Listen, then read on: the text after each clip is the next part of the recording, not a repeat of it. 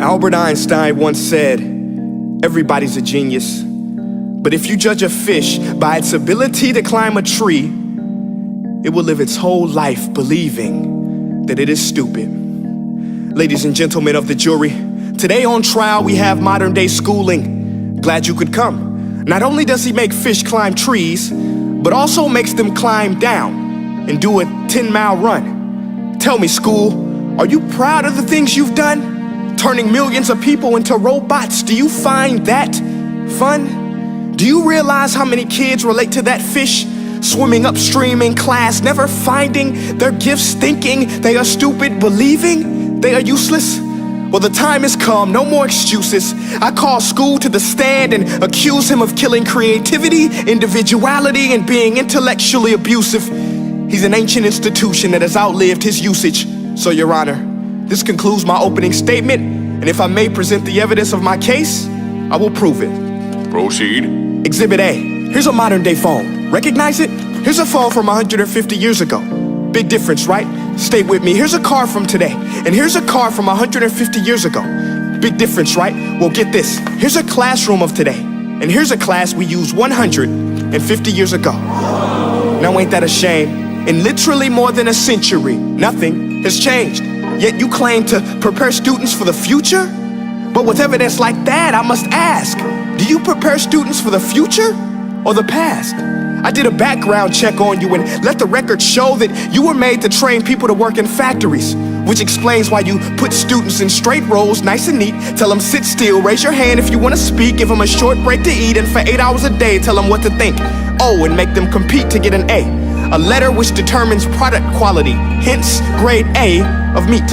I get it. Back then, times were different. We all have a past. I myself am no Gandhi. But today, we don't need to make robot zombies. The world has progressed. And now we need people who think creatively, innovatively, critically, independently, with the ability to connect. See, every scientist will tell you that no two brains are the same.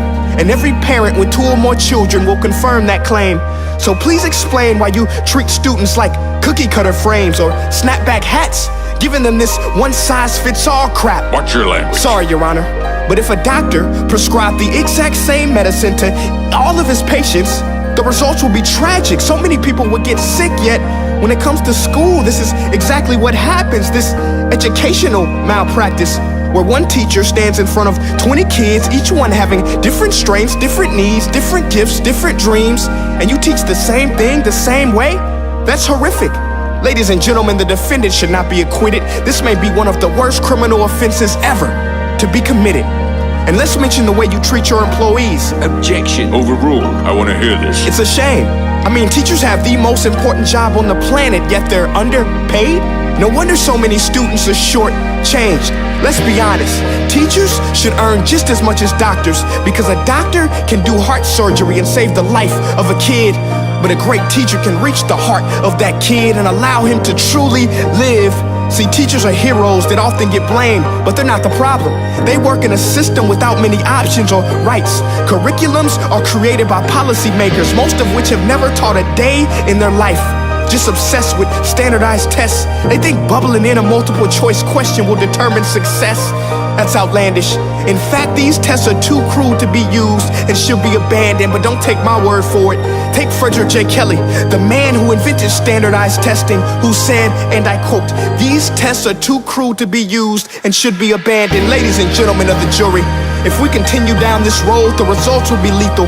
I don't have much faith in school, but I do have faith in people. And if we can customize healthcare, cars, and Facebook pages, then it is our duty to do the same for education, to upgrade it, change it, do away with school spirit, because that's useless. Unless we're working to bring the spirit out of each and every student, that should be our task. No more Common Core. Instead, let's reach the core of every heart in every class. Sure, math is important, but no more than art or dance. Let's give every gift an equal chance. I know this sounds like a dream, but countries like Finland are doing impressive things. They have shorter school days. Teachers make a decent wage. Homework is non-existent, and they focus on collaboration instead of competition. But here's the kicker, boys and girls. Their educational system outperforms every other country in the world. Other places like Singapore are succeeding rapidly. Schools like Montessori, programs like Khan Academy. There is no single solution, but let's get moving.